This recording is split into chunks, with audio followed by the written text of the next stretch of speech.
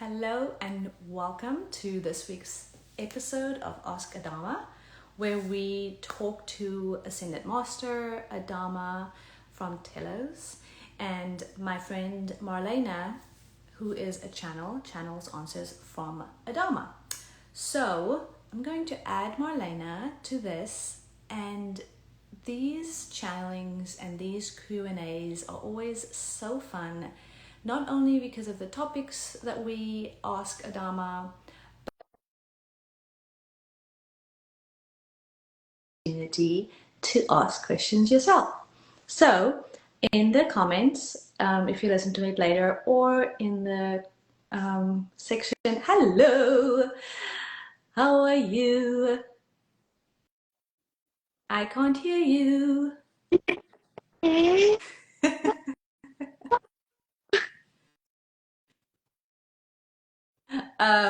So if you have any questions, drop it in the comments below or in the little question section.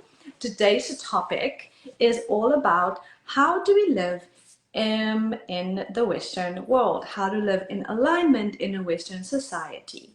Adama has said this a few times before, that the Western society, as we know, is not congruent necessarily to being in alignment, being in high vibes, and increasing your frequency. And so how do we do that, knowing that we still are in 3D, knowing that we probably will be still in 3D for the next 100 to 200 years, give or take, hopefully.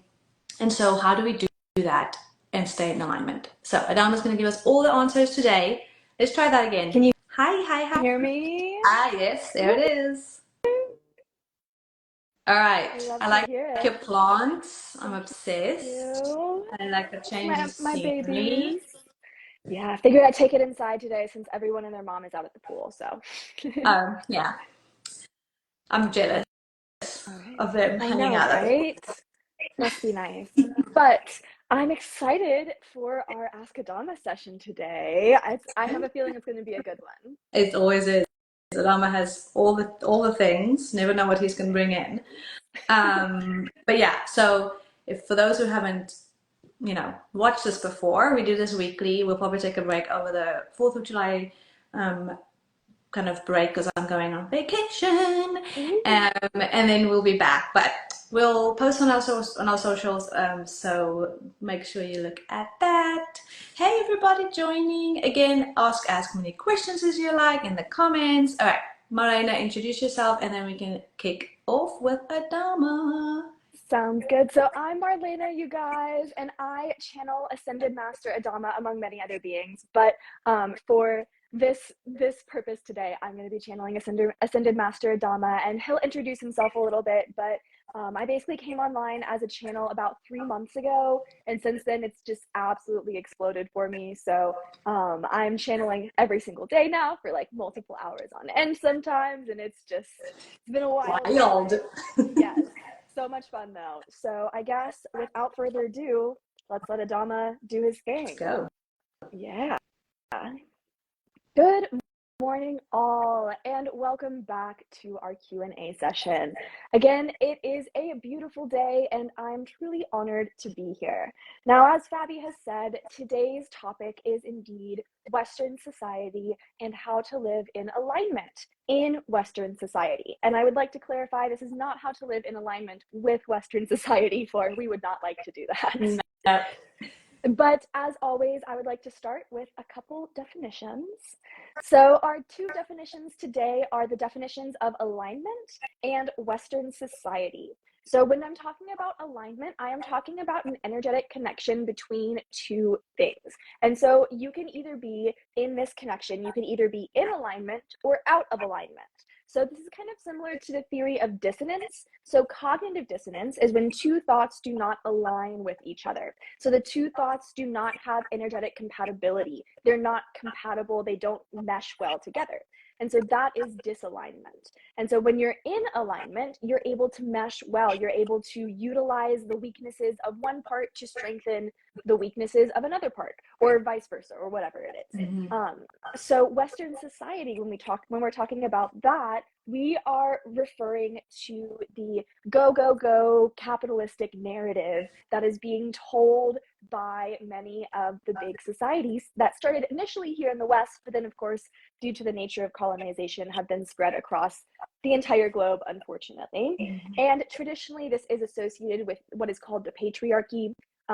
And perhaps that will be a topic for a different time. I would like to dive deeper into the true spiritual meaning of a patriarchy and a matriarchy, for there are indeed spiritual definitions for these as well as physical definitions. Again, topic for another time. Now, Western society has this stigma, or this idea behind it, that if you are not being productive, then you are not valuable in society. And so this is the main belief that I am referring to when I'm speaking of Western society, for this is an inherently limiting belief and is very, shall I say, toxic, or at the very least unhealthy to most people. But those are our two definitions. And now I would like to open the floor. Okay, so thank you for those definitions, Adama. So I think maybe let's start a little bit with history. The patriarchy, yes.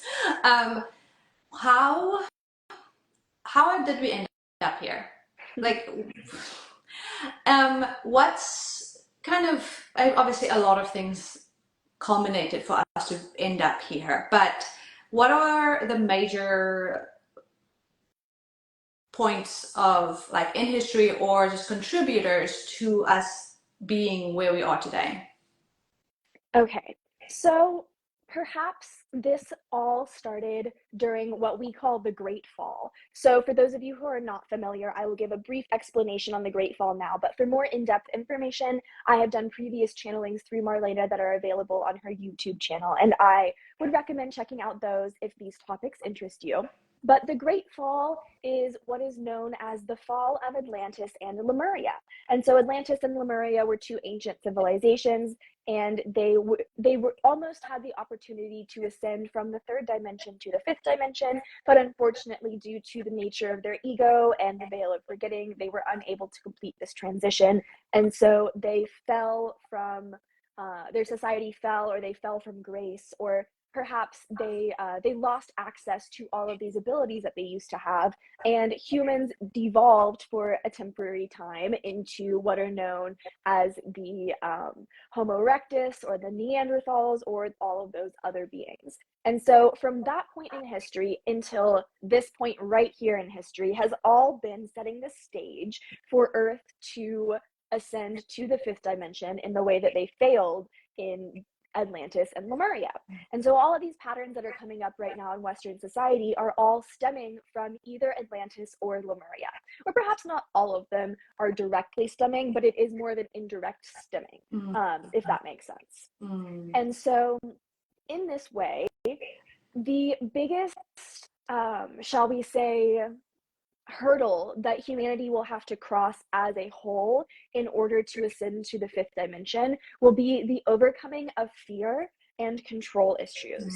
And these perhaps go hand in hand, for when one is fearful, they seek to control their environment to abate their fear. Or perhaps this is not how a healthy person will abate their fear, but this is how many in society do so at the moment, because that is what Western culture has taught you.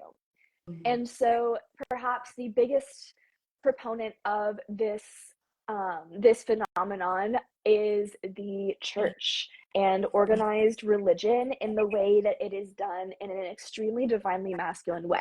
So to go back to our previous episode 2, when we were talking about divine feminine and divine masculine, the church and Western society are extremely masculine, to the point where it may not even be considered divine at this point, because there's so much masculine energy and so little feminine energy that it is extremely out of balance. And so in this way, the biggest detriment that has happened to society has been the suppression of the divine feminine, especially in spirituality and religion, because it is through the divine feminine in spirituality and religion that one is able to learn and grow and ascend.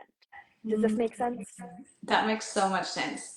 Okay, well, is this by design, or is this just like a I feel like I know the answer to this question, but I always ask questions. It feels like it's not a coincidence. This is correct. And so perhaps the first time that this happened was during the Great Fall. And so all of this stuff that is happening right now is karma of the earth. And for those who are not aware, karma is an unlearned lesson. It is the energy of an unlearned lesson.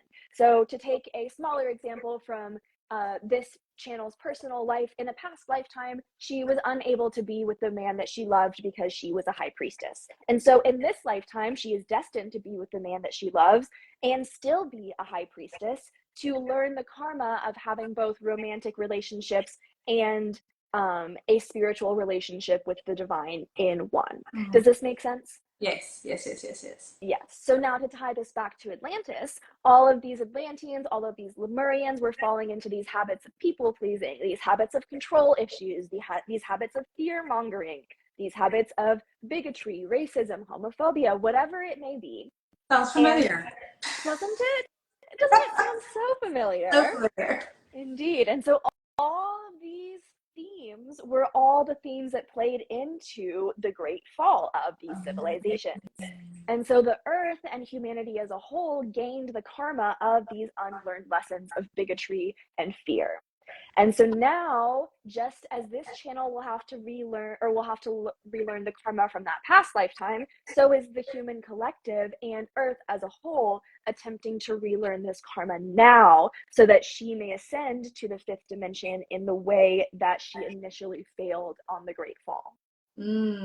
So we are repeating history, but not to be able to learn from history. So history is repeating itself, but the idea is that we are taking the grade again, and hopefully this time we will pass the grade and move on. Exactly.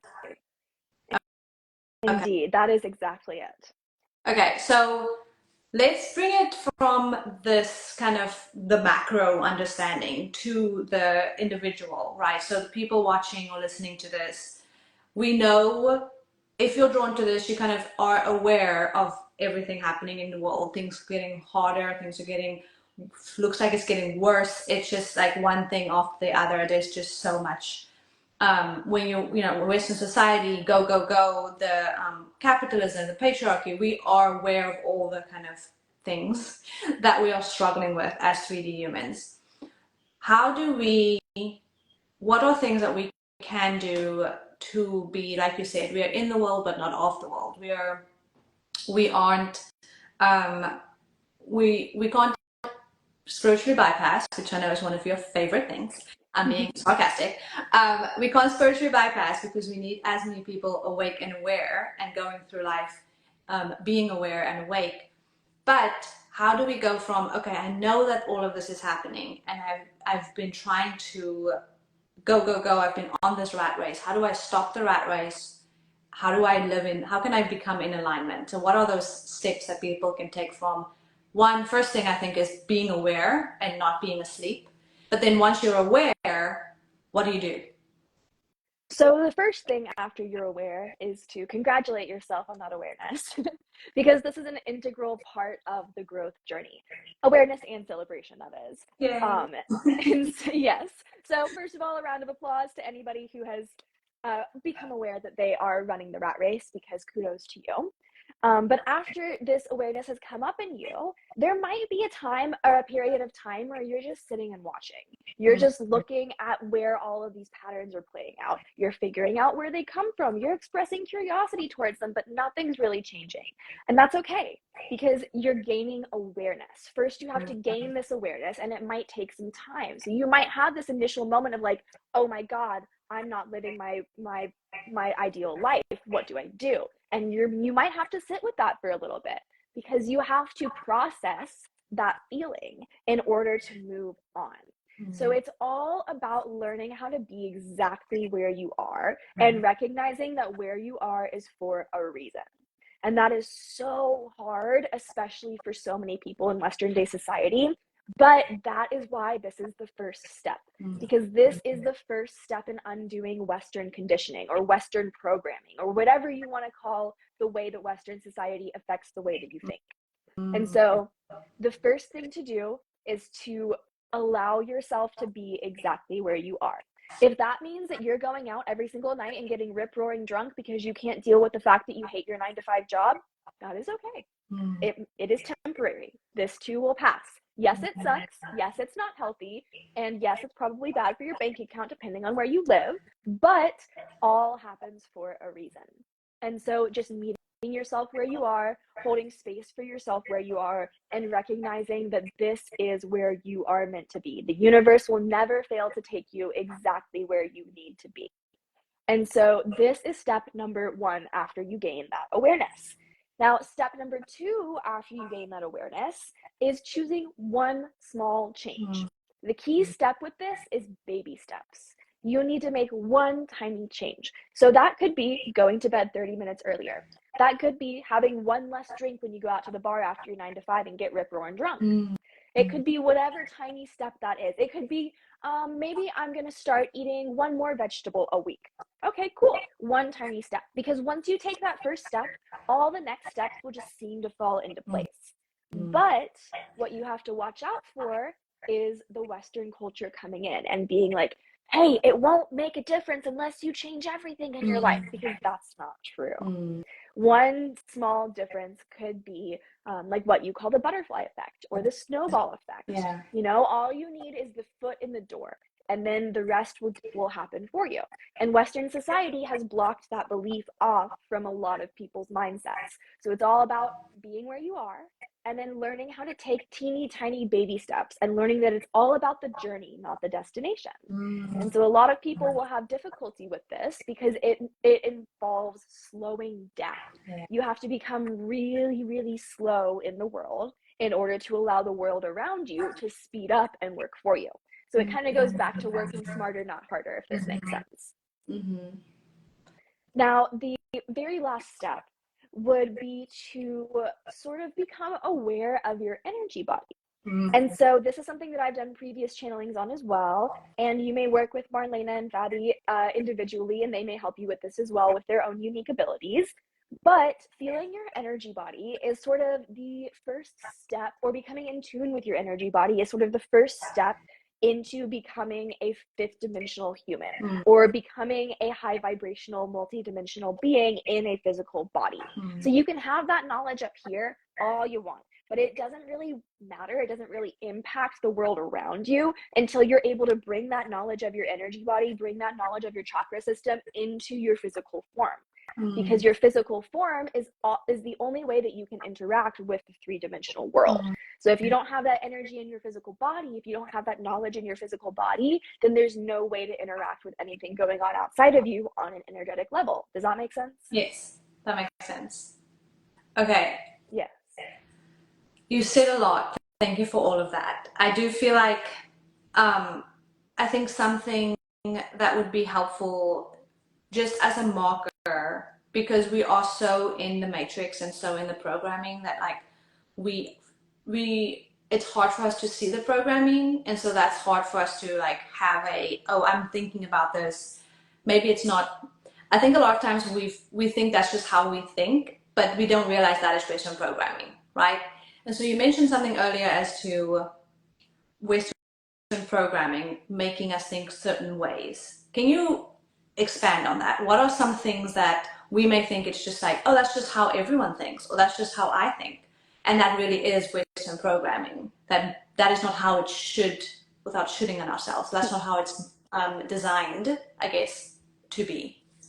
Yes, for sure. So I would like to note that, of course, as you may know, there are many, many, many different ways in which Western society may impact your thoughts. And if you have an intuition or a sort of inkling that something might be impacting your thoughts from Western society, then usually that is the case.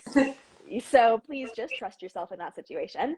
But to give a few examples, the biggest one I would say is for women, or for the divine feminine, making yourself smaller to allow for other people to succeed. Because the divine feminine in Western society has been suppressed to allow the divine masculine to flourish and feel strong and powerful and in control. So in this way, many women may feel like they struggle to take up space in their work environment, and they struggle to speak up. And when they speak up, they may find that they are not heard. Mm-hmm. And this is going to be controversial, but when a woman speaks up in a workplace or in a masculine dominated area and she is not heard, it is not because they did not hear her. It is because she did not put enough of her own energy behind those words for those men to listen to. Mm-hmm. And so some women may find that they do not struggle with this at all. And some women may find that they struggle immensely with men not hearing them. And this is all an internal thing. It is because these women who are not being heard have agreed with Western society. They have taken on this external belief from Western society that they are not worthy of being heard, or that their words are not as significant as the words of the men around them. And so when they say these ideas in this masculine dominated area and these masculine figures don't hear them, it's because those masculine figures are subconsciously picking up on the energy that this feminine figure was putting out of, don't listen to my words, they're not worthy of hearing because they're not as energetically powerful as yours are. Mm-hmm. That's what all this is about. Self-fulfilling prophecy, basically. It is. Exactly. Everything is energy, and whether or not you are aware of it and or whether or not it's intentional, you are sending out energetic signals and waves, and you're speaking to people from an energetic perspective before you even open your mouth.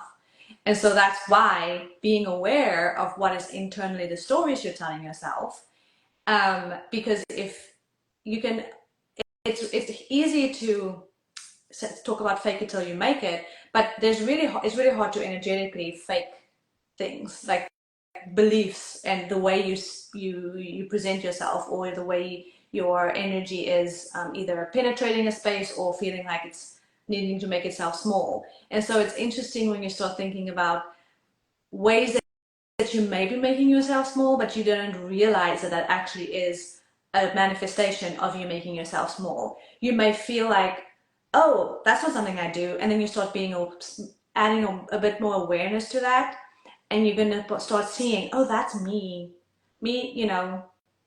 apologizing for everything, saying I'm sorry, or there's all these different things that you feel like isn't necessarily, it doesn't have to look a certain way. And I think sometimes if it doesn't look how Hollywood has shown it or how you've been experiencing it, you're exactly just like the body never lies, energy never lies. You cannot dupe energy. There's no way for you to manipulate it. It just is.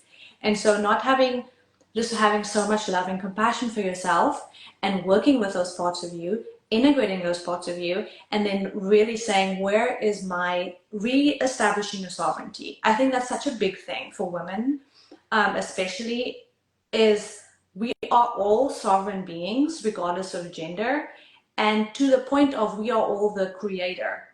Not even, it's like a drop and the ocean. We are the drop and the ocean. It's telling the drop that you are not the ocean, or telling the ocean that you are not the drop. And so the lie that we've been told is that you have to abdicate your responsibility, your sovereignty, to something externally, something in the sky, something whatever, to a man, to your job, to whatever you feel like you are beholden to, versus really understanding and living from a place of I am a sovereign being, and reestablishing that sovereignty over and over until it's second nature. Because you don't realize how often you abdicate your sovereignty on a daily basis. That's just how we've been taught, especially as women, that you have to people please, you have to make nice, you have to walk on eggshells. And these parts are created, and you think you're just keeping the peace, or whatever we've decided is acceptable for women's behavior. And then you get home at the end of the day and you feel so drained, or you feel so icky, and it's because you've been giving it away subconsciously, just like handing it out to whoever, and having these holes in your energy body because you have not established your sovereignty. And so energetic health is such a thing that we started talking about a lot.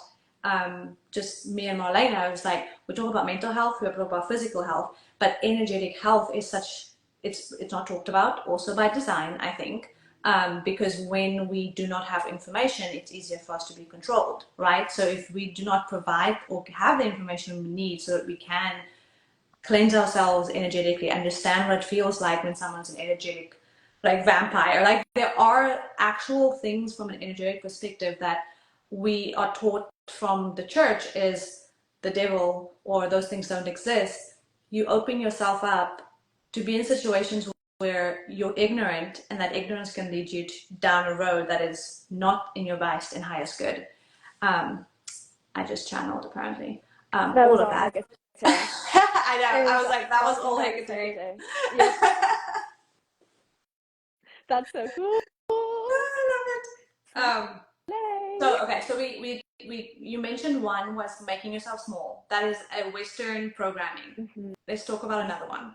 Okay, so another one could be something more along the lines of, or actually, before we delve into that, I would like to note that previously when you were talking, you could replace the word woman with the word divine feminine. Divine feminine. And yes, and just to 100%. note to all of the men out there that this is applicable to you as well. It might just be it might not be as applicable to you due to the different balance of masculine and feminine energies inside of your body, if this makes sense. But another Western belief that does not suit you, or that may not suit you, is the belief that you have to be doing something to be productive, or even the fact that you just need to be productive in general, because this is not true. Productivity is exclusively a Western concept. In previous civilizations, there was no such thing as productivity. You did what you needed to do. It took you however long you needed to do it, and then you go on with the rest of your life. And this is partially going back to the whole go, go, go atmosphere of Western society, where everybody is always trying to do something, trying to make more money, trying to create something, whatever that may be. And so this is quite literally an epidemic in your society, because so many people are filling their days with all of these activities, all of these things that they can do to feel more productive, when in reality, that's not what their body needs. Their body needs time to rest so that their mind and their spirit can be stimulated by the silence within their body, and it can access these higher realms.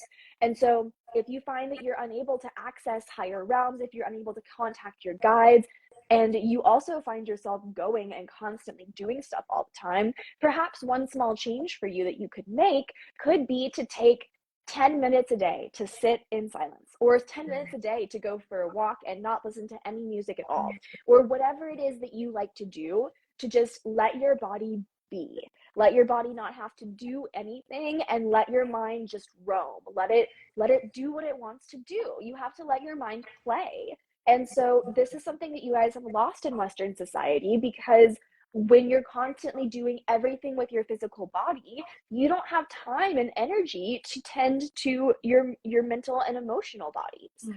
And so it's all about making space and using the energy that you were using to, say, I don't know, train for a marathon, to instead realize that maybe I'm running enough in my day-to-day life as is already, and I don't need to train for a marathon. Maybe I can just take that time to go for a walk instead, or do some yoga. Or if sitting down and doing transcendental meditation is your thing, go for it. But whatever it is that allows you to be silent in your body, that's the thing. Silence, finding silence. It's really hard, and I think it's hard for multiple reasons. I agree, it's Western society's programming that, you know, a lot of us millennials were raised by parents who were also raised in a society, and it's like just like a domino effect, and we were taught from a young age that resting is being lazy, and taking naps is, kids take naps. I have a 5-year-old. She stopped taking naps this year. Like, okay, at 4 she's now done taking naps. Like, she at school they used to take naps. We do quiet time now, but they don't do naps in schools. They should. These children need a break, right? That's a whole other conversation, how we teach our children in schooling, and I know you love talking about that too, Adama. But we do not put any, and it is a Western thing, because I do feel like some European countries do really put a lot of emphasis on family time. They work to live, not live to work. So yes, it's very masculine, very American. It's probably a karmic wound we're working through. Um, but I do feel like there are multiple levels of this. It's like the perfect storm because it is, yes, it's the patriarchy. It's the, you know, masculine go go go, um, and the lack of the feminine, of being in the flow state, being in willing to receive, being not just like getting out there and like trying to just go for it, which is a very masculine trait. And again, it's all about the balance of those two. It doesn't mean you just like quit your job and stay at home and not do anything, right? It is all about being in balance. But I think there's also a lot here around nervous system regulation is like one of my favorite things to talk about. And I think because we're in such a heightened state of dysregulation always, that's kind of our baseline now. Like our bodies that's, it's not a good thing, but our bodies have gotten to a point where that's the baseline, and even rest can feel unsafe. And when your body is unsafe, your brain sends signals, regardless of whether it's rational or not, that we're in an unsafe situation. It doesn't mean it's actually unsafe, because it's just an email. It's not a bear chasing me, but why am I feeling like it's a bear chasing me? That situation, it is more than just I am you know, playing into a narrative from society. There are physiological, like mental, there's actual things that are happening in your body that you need to hold space for yourself and understand those, what is coming up right now when I try and take a nap in the middle of the day. What are the stories I'm telling myself? What are the things I need to work through? It's not, I always preface these conversations with, this is not another thing for you to beat yourself up on. This is not another thing that you just have to like, let's just go do it. You can't Western culture healing. Like you can't, like it is not, It's a paradox. it is, because we try, like we know that this is the issue, but then we approach healing in a way of like, I'm just gonna go for it. I'm gonna, like you said, I'm gonna New Year's resolution. This is why New Year's resolutions never work, because your brain does not like new things. Also, your brain is very dumb. It is.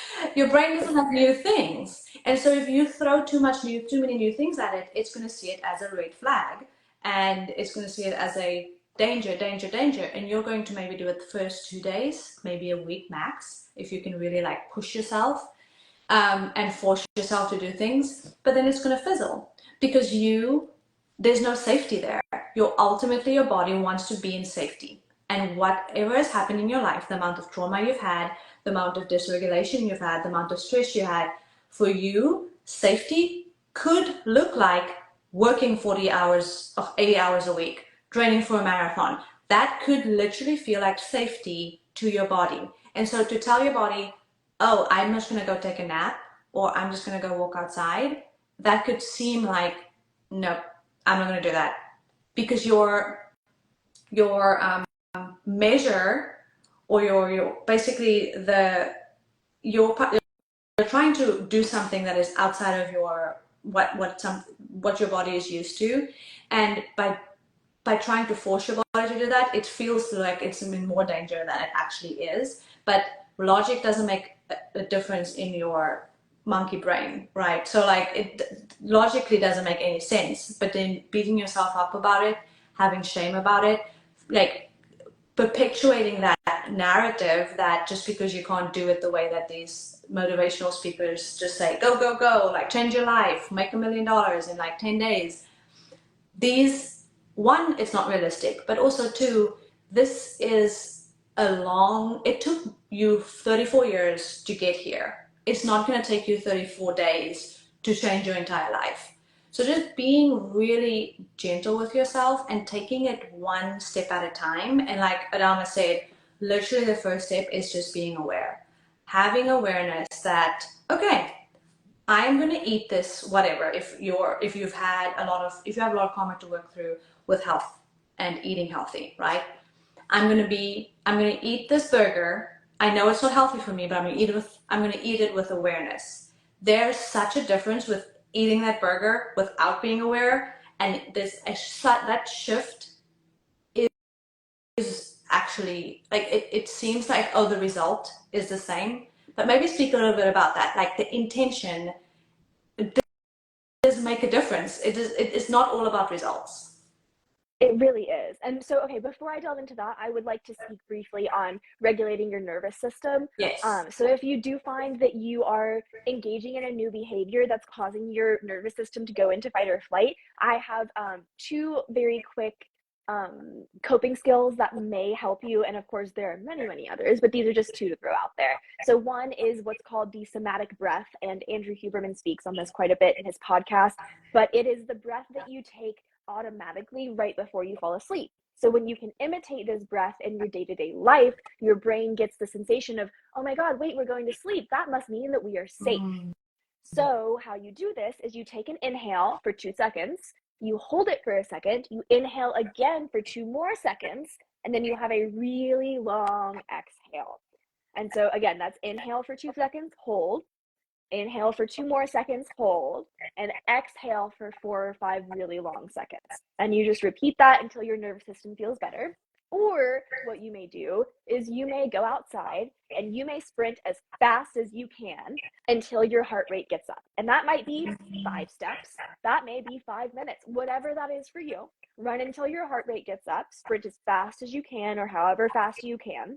And then once your heart rate is up and your breathing is a little bit labored, you're going to lay down on the ground and you're going to do deep diaphragmatic breathing. So you're going to breathe into your belly, and you're going to do this until your heart rate and breathing rate have gone back to normal. And you'll repeat this until you feel better, which usually could be anywhere from 1 to 6 or 7 times. Wow. So Okay. those are two brief. I understand the first one. Why the second one? What's happening there? So what's happening with this second one is you are telling your body, oh my God, you're being chased by a bear. Run as fast as you can. The bear is going to eat you. And then you're laying down on the ground and telling your body, oh my God, so great. We escaped that bear. Phew, dodged that bullet, right? So you're giving your body the physical sensation of what you're already feeling on a nervous system level. So when you're in nervous system fight or flight, your body is already telling you, oh my God, you're being chased by a bear. Run. And so when you listen to your body, when you're like, oh my God, wait, we're being chased by a bear. Okay, let's run. Your body's like, oh my God, wait, I can trust you. Okay, cool. So then when you go to lay down, your body's like, wait, oh, we escaped the bear? Sweet, look at us go. And your body trusts you to take you out of fight or flight because you showed it that it was right and that you did what your body was trying to tell you to do. Okay. Trust. Trust is like so important when you start doing the work and you start understanding that because of how we live in this part of our brain or this part of our body, which is just our brain, and we have disassociated from our bodies and have not been listening to our bodies, I always associated with or equated to a relationship, right? So trust is built in a relationship through understanding, through listening, through believing that other person and providing it with actions that prove that that person can trust you. The same way with your body. So for years, in my example, 30 something years, I was disassociating from my body. I was not listening to it. I was telling it horrible things that I wouldn't tell my best friend. I would ignore it when it was hungry. I would work it more than it needed to be worked. I would not give it any time to, all of these things that we do to our bodies.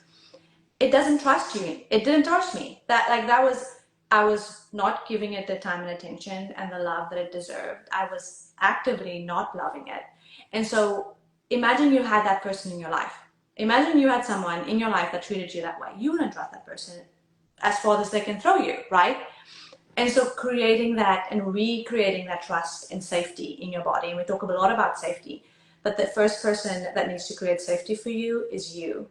And that is a hard pill to swallow because I think a lot of times because of victim mentality as well as externalizing our problems and basically putting our responsibility on someone else or blaming situations that happen to you, it's hard to hear that like the person that you need safety from first, and until you can provide yourself safety, is you're never going to find safety in a partner, in a lover, in your parents, in you name it, because you're the one that came in with this body, and you're going to be the one who's going to leave with it. You are the constant, and you're going to either be able to create that safety or continue to, or break that trust by not listening, by gaslighting, by doing all of these things that we don't realize we do to ourselves. So I just needed to plug that real quick. No, But I that's think we had a question such a earlier, great and I point. can't remember what it was.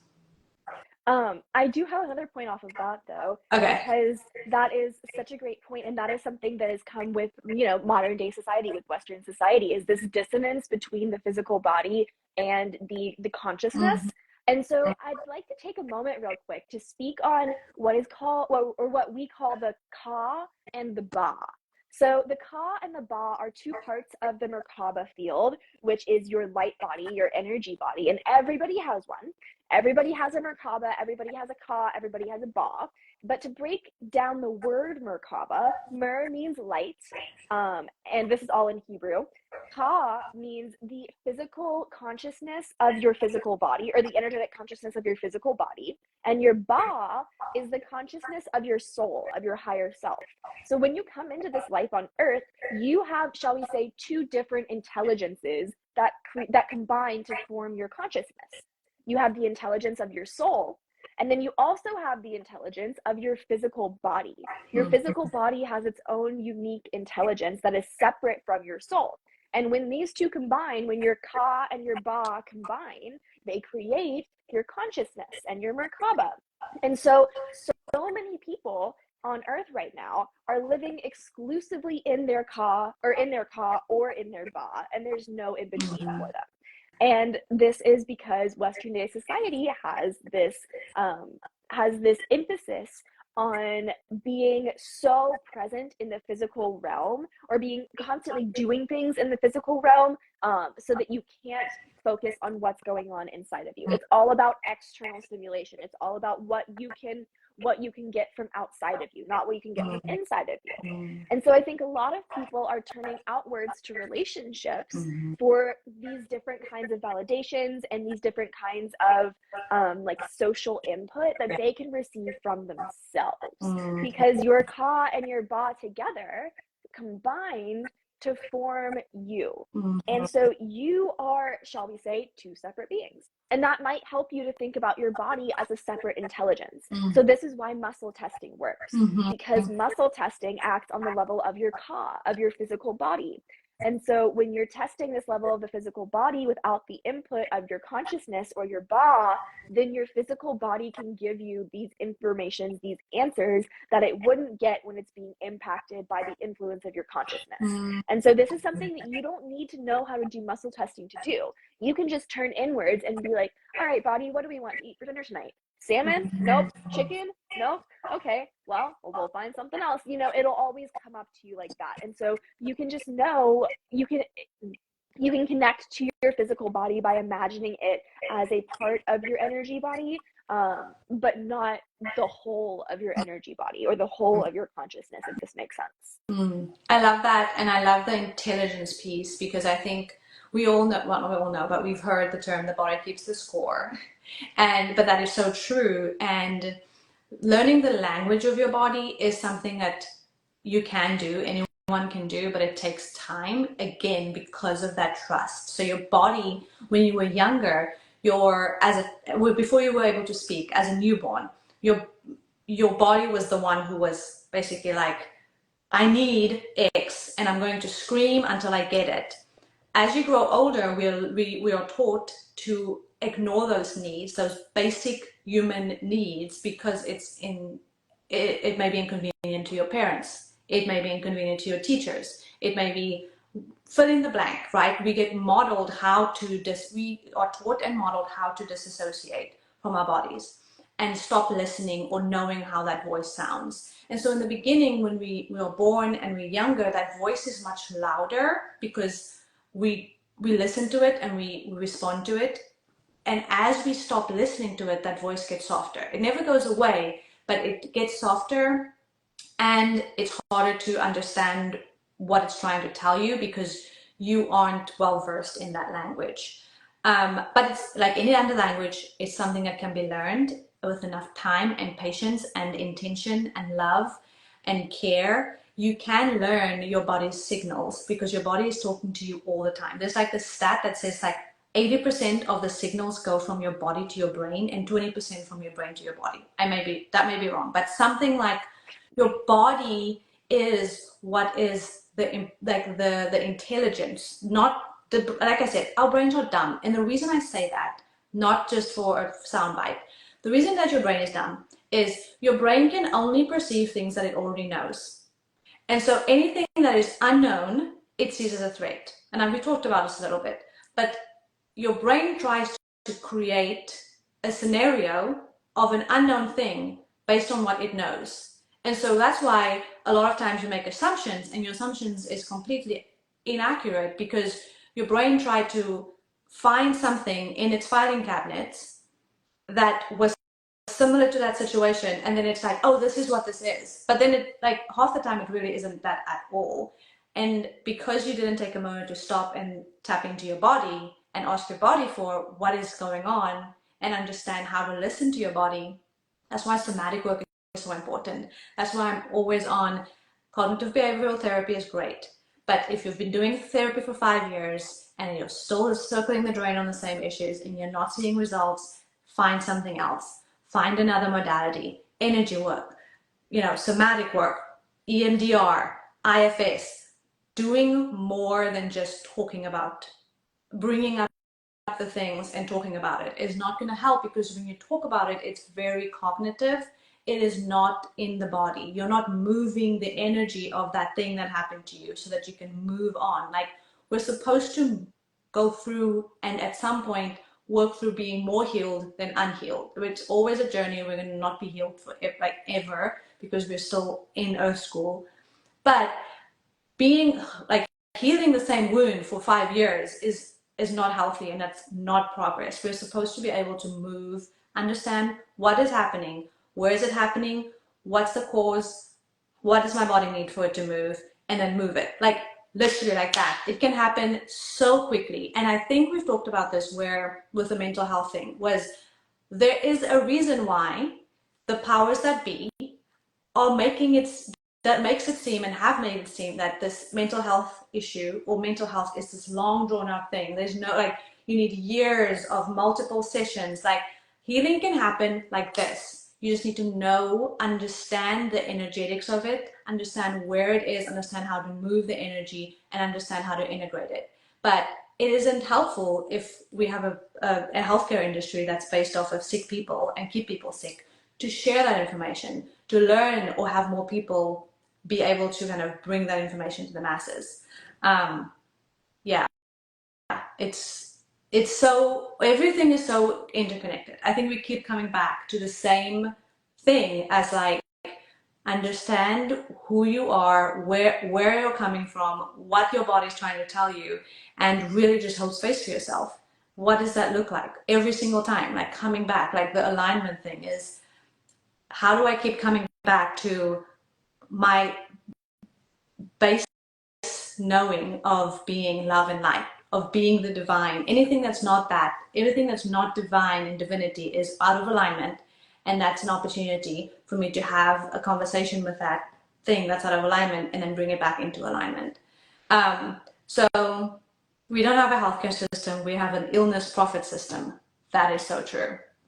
Hi, Chris.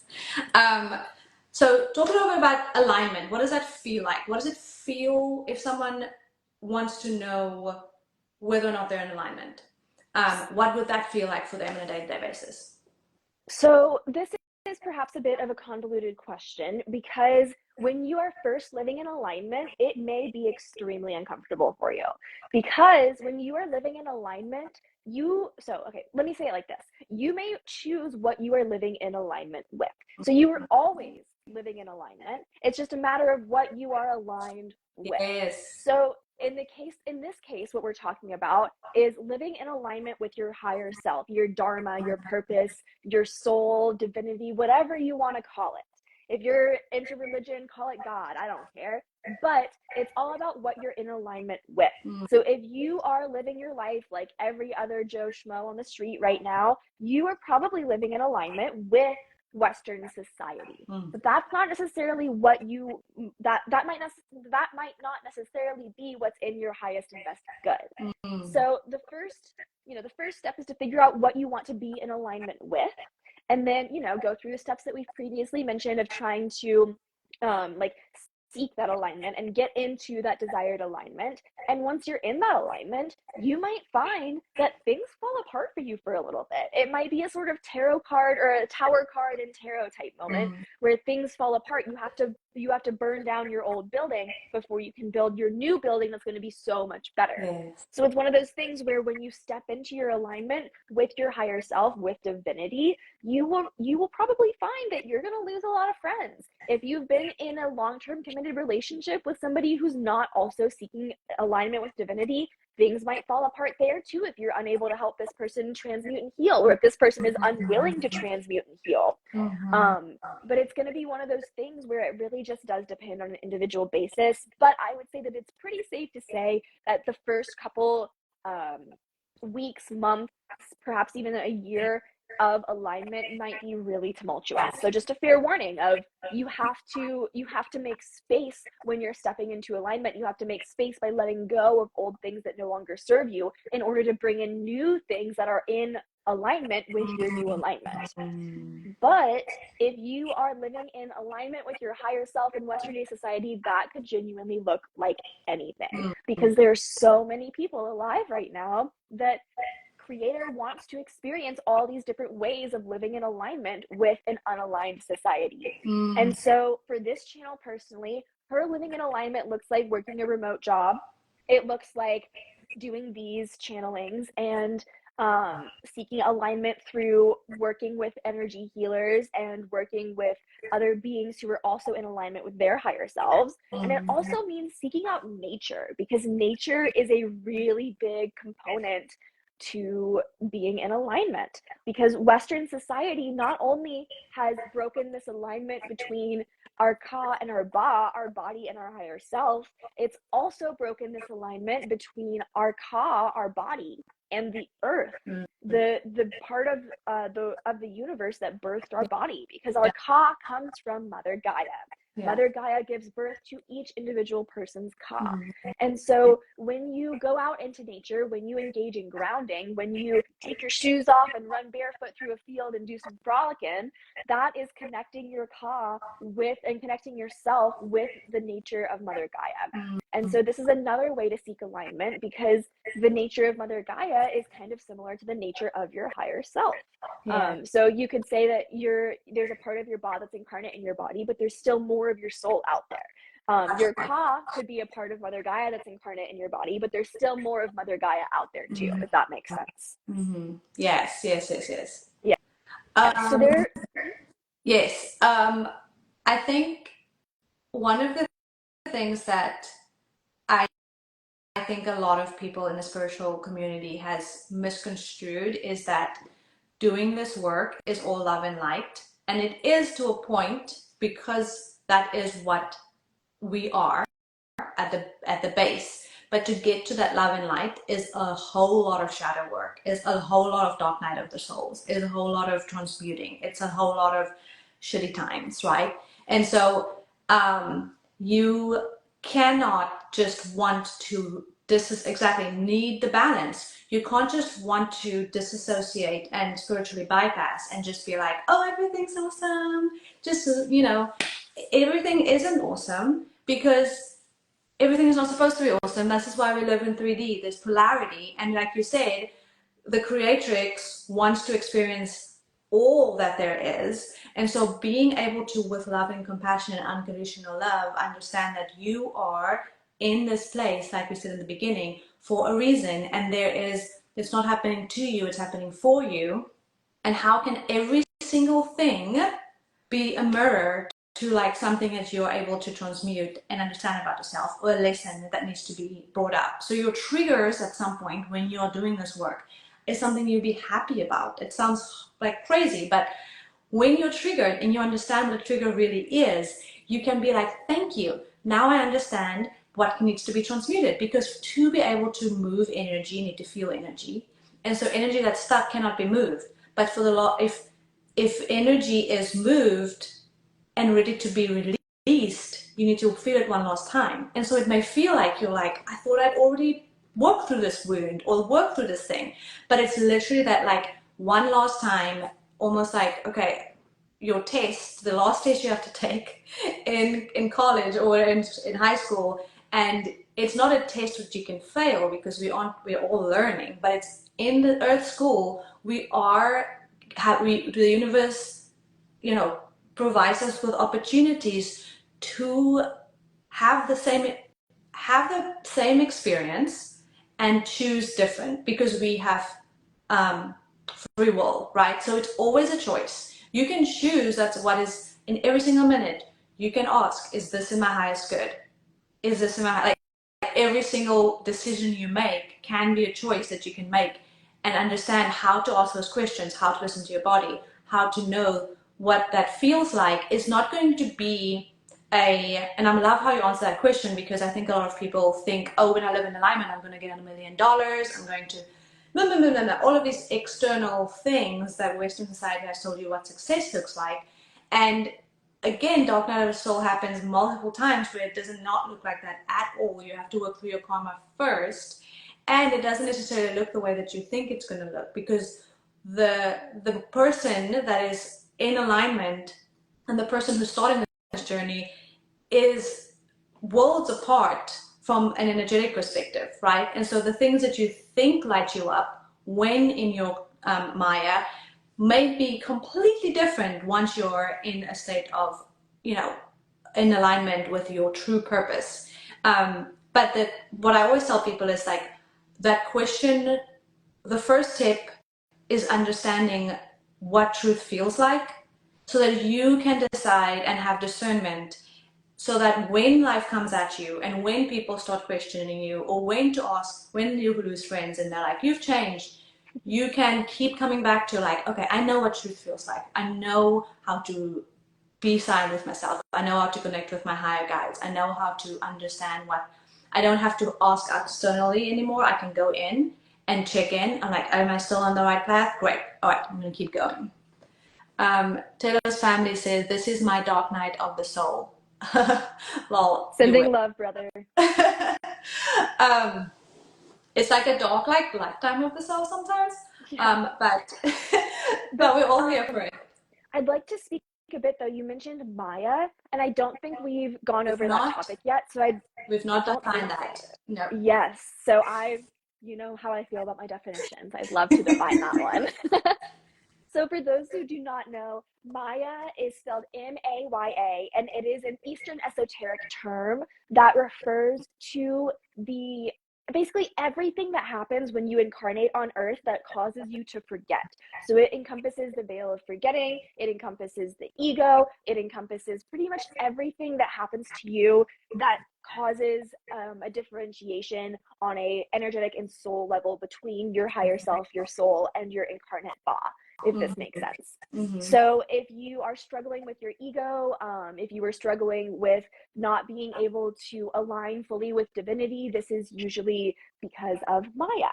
Mm-hmm. Now, the ego, I would like to redefine that one as well, because this is a commonly misused term. Yes. The ego, when you come into this lifetime on Earth, you pass through the veil of forgetting, right? And this causes you to forget everything you ever knew. This causes you to forget about your own divinity. This causes you to forget about any previous lifetimes, any karma that you have to learn in this lifetime, everything. Blank slate type deal.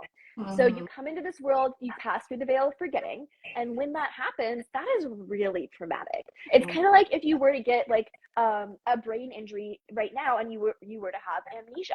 That would be really traumatic, not only on a physical level, but also on like a mental and emotional level, to be able to to be thrust into this world that already has things happening and be like, whoa, I have no idea what's happening. Mm-hmm. It's very traumatic. And so as a result, as a coping mechanism, your consciousness forms a sort of emotional and energetic callus that we call the ego. And the ego, that goal of the ego is to protect us from any sort of uncomfortable emotion or feeling. And that could look different for everyone. So like we were talking about earlier, how if you're used to working a 9 to 5 and training for a marathon and you try to lay down and take a nap, your body's going to be like, whoa, this is unfamiliar to me, and therefore it's uncomfortable. And so your ego is going to kick in and be like, no, we're not going to take a nap because that doesn't fit in with the narrative that I've been playing. Does this make sense? So the ego's goal is to tell you a story to make sure that you are as comfortable as possible in this lifetime. And that's not inherently bad. It's not. It happens for a reason, because if you came into this world and passed through the veil of forgetting and did not have that emotional callus of the ego, you would be so easily traumatized in this lifetime. So it's essential, but it's kind of like a cast, right? When you break your arm, they put a cast on your arm, and then when it's healed, they take the cast off. When you come through the veil of forgetting, you put the ego on, and then when it's time for you to remember, you take the ego off. But so many people either don't remember or they don't take their ego back off once they do remember. And so either one of these things could be called getting stuck in one's Maya, or getting caught in the loop of ego and karma and forgetting and just losing sight of the bigger picture, losing sight of your purpose. So that is my little spiel on those 3 terms, and hopefully this helps some people to more easily work through their Maya, their ego, and all of that jazz. So thank you for sharing those definitions, because I think it's really important to do that, because I feel like sometimes in the spiritual community we speak as if everyone knows everything, and that is definitely not the case, especially not right now. Chris, Therapy Outside the Box, one of our faves, said ego equals protective parts, sub-personalities, and we can probably go into a whole session on IFS and protective parts and all of that, and that's such a life-changing knowledge or technology or what you want to call it, to be able to understand that and understand how that works. If you need more support with that, Chris is great to work with him. Written with Unconditional Love asked, what happens when these things start coming back and feel like you know this? I'm not sure what that means. Can you clarify what these things mean?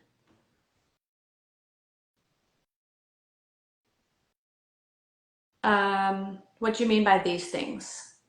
Telos family goes, why does Adama always act like he knows everything? Yeah, Adama, why? I have had that same question for multiple lifetimes. Listen, I don't know everything, but I certainly know more than you do.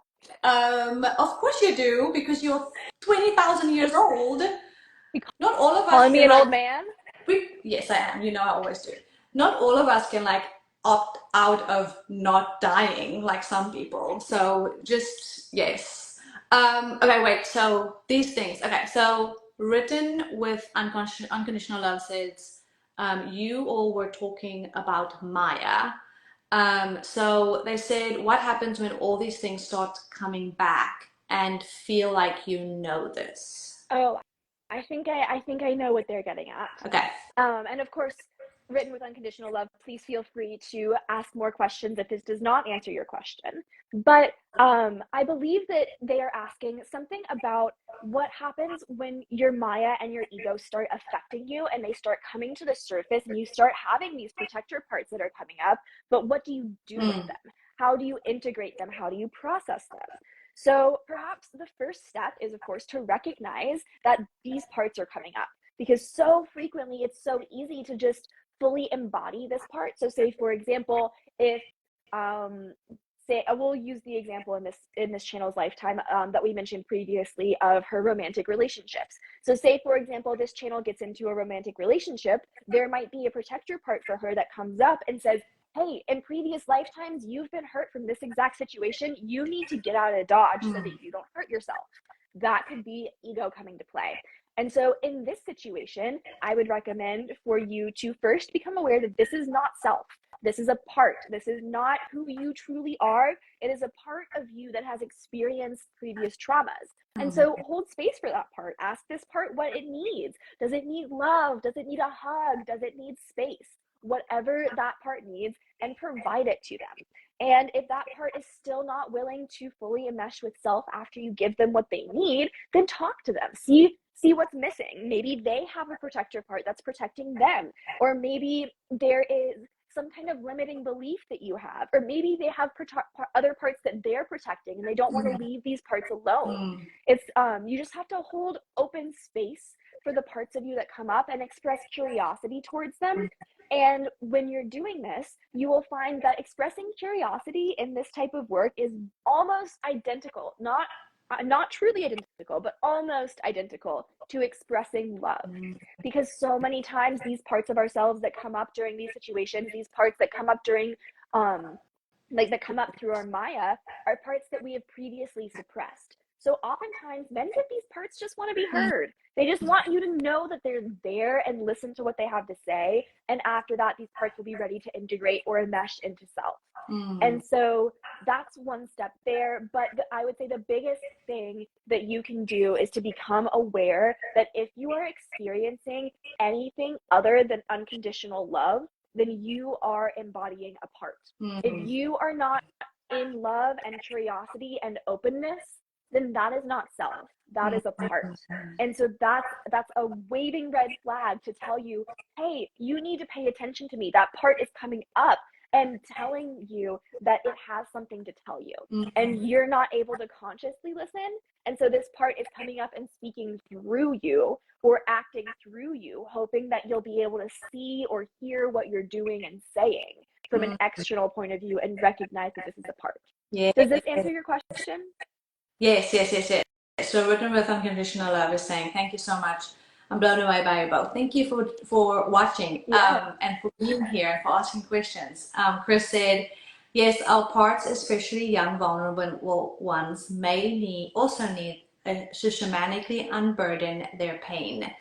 That is, inner child work is kind of what ties to this as well. It doesn't always have to be a child or an inner child, but yes, there is so many parts of us that were created when we were children, just because of the dynamic with adults and the power dynamic that happens when you are a vulnerable child and you have to rely on those who may be the ones who hurt you, right? And so you have to choose between continuing to be hurt and survive, and staying alive, or self-abandoning and suppressing that part, and that's really not an option, because it is, your survival is the most important thing. So just holding space for yourself and understanding, like Adama said, if you are not in love, unconditional love, in curiosity and openness, that is a part of you that needs attention. I think the biggest misconception that I've personally held in the past, and that I think continues to really hurt people, is that they see themselves as quote unquote bad, or there's something wrong with them when they aren't able to just snap out of it, or just, why do I get triggered so much? Like the shame that's added to that feeling of dysregulation or being triggered, it just perpetually builds on top of each other, and then that is a part that's created. But this parts work is so important, but also so incredibly healing and quantum impactful. Like it's like me and Marlayna did parts work yesterday for ourselves, for others, for like 5 hours straight. For a long time. But we did it for ourselves and multiple parts, as well as for people that we work with. And the results, quote unquote, like the impact it had personally for me and the people that I am in relationship with, the people that I know, that we've, like the clients that we have, it's like this. It is when you're finally able and willing to see that part and you can work through it with them and they enmesh, it's life-changing. It really is. It truly is. And so something else that we've been delving into quite a bit recently has been the Hawkins scale of consciousness. And this is a great tool for anybody who's looking to get into like this growth mindset, because the Hawkins scale of consciousness basically provides a linear way for our human brains, our dumb human brains, to understand what is happening in this growth. So that means that even when you're not seeing external growth, even when you don't feel it, you can look at this scale and be like, okay, well, I used to be here and now I'm here, so obviously I'm doing better. Yes. And it's so validating. It's not something that I want people to use as like the be all end all of spiritual growth, but it is a great tool to just remind you how far you've come and to sort of like document your process along the way, because it's so easy to be hard on yourself. And that also goes back to the Western society belief of, if you're not being productive, then you're not a good person, or you're not worthy of whatever it is you think you're not worthy of.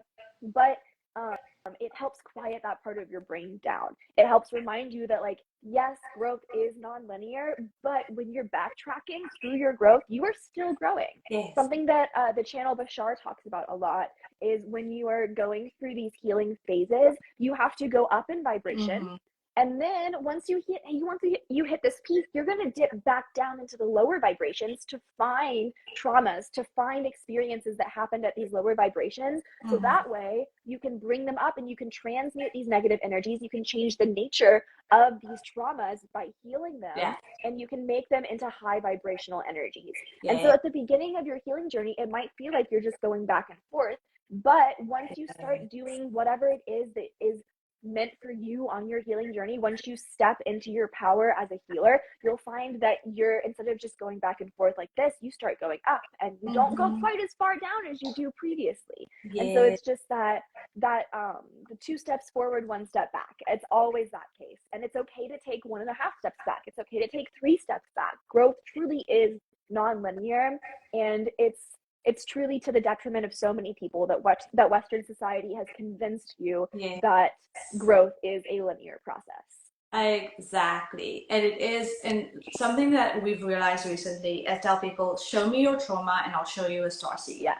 We are seeing from the people we work with, the people we encounter, that we as starseeds have signed up for all the AP classes. We come into this incarnation and we're like, give me that trauma, give me that thing to heal.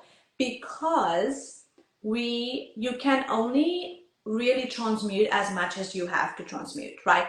You creating capacity to transmute something is through the things that happen to you, whether it's in this life, whether it's in past life.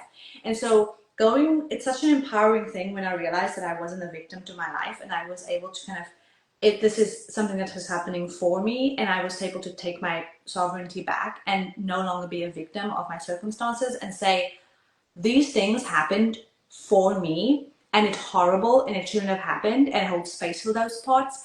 But I'm now able to take that and transmute it, and the lower it is in vibration, honestly, the more potential it has to transmute into significantly higher vibrations.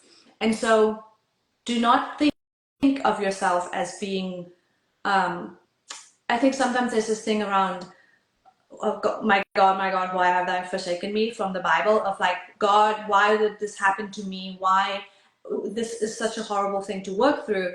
And yes, it is, and hold space for that part, again, that part of you that is experiencing that and experience that. But that part will, once you're enmeshed, that part will be such great knowledge, because 9 times out of 10, like we talked about in the first Ask Adama, let's say your mission on Earth as part of as a starseed is, as always, twofold. You have a mission to clear your karma and to realize that everything is love. And you have a mission to help Mother Gaia transmute the energies that are currently here so that we can move from 3D to 5D. Let's say part of that is for you to learn how to help people with mental health issues. The chances that you have mental health issues and you've struggled from that is almost 100%, because you cannot teach what you don't know, and you cannot transmute what you haven't experienced. And so seeing your struggles and your traumas as really, it's like the manure that we put into compost, right? It's like it's so my garden can grow.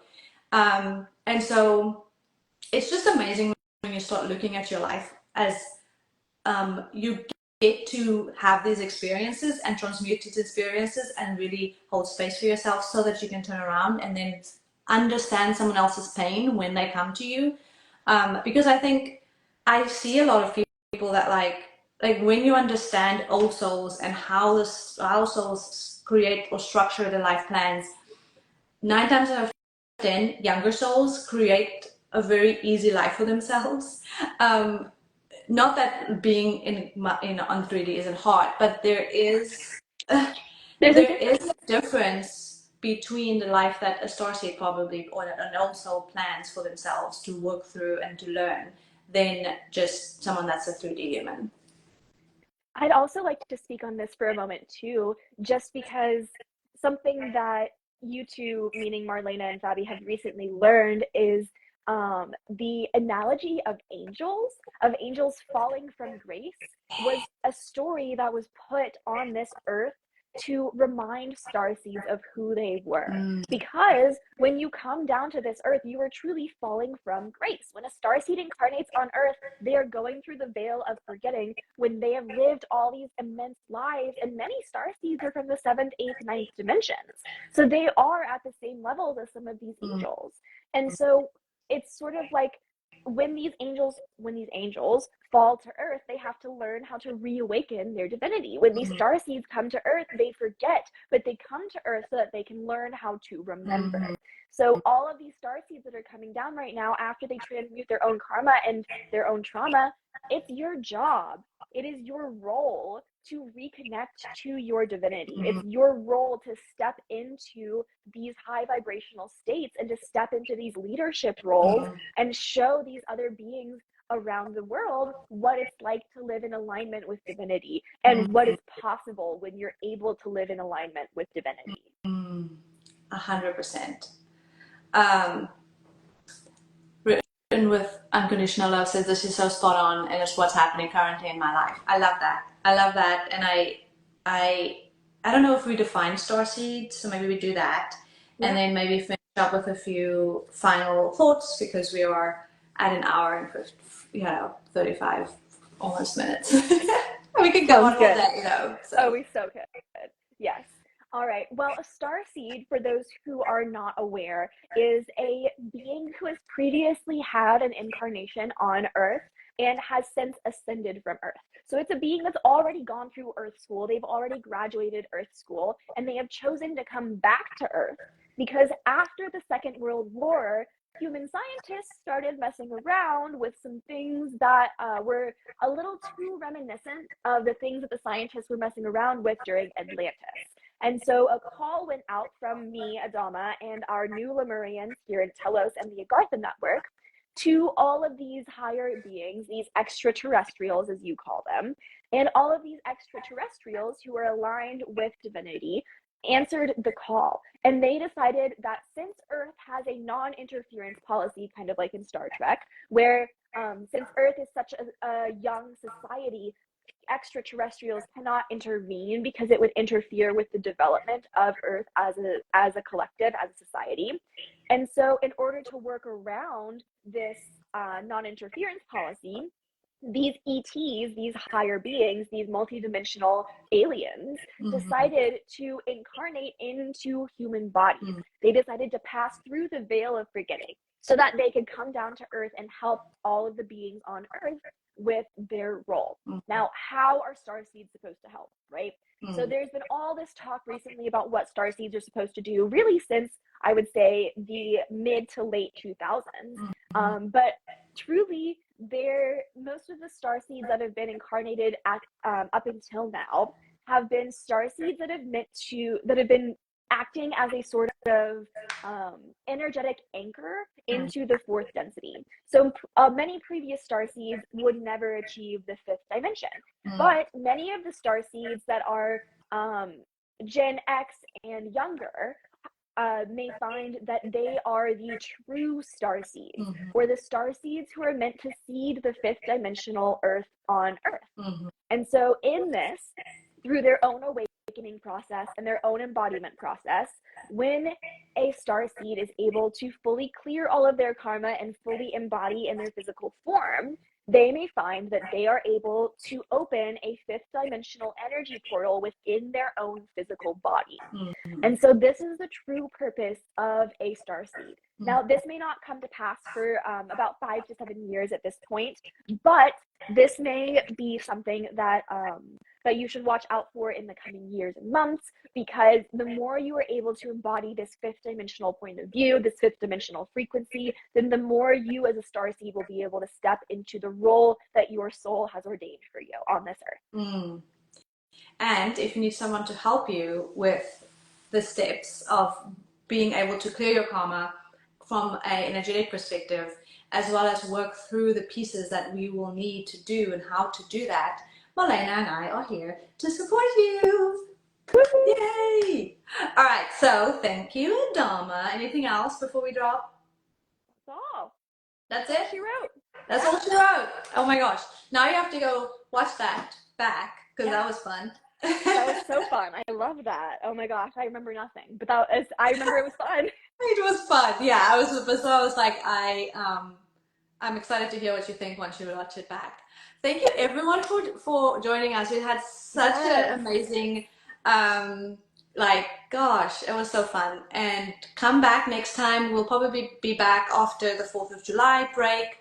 And just follow us on socials so you can see what our next topics are. If there's anything you want, specific topics, send us a DM or comment on our posts about the topics that we are gonna be talking to Adama about. But we are so excited to have everyone here, and yeah, reach out to us if you need any support in your spiritual awakening journey. Bye. Yes. Thank you. Bye bye bye.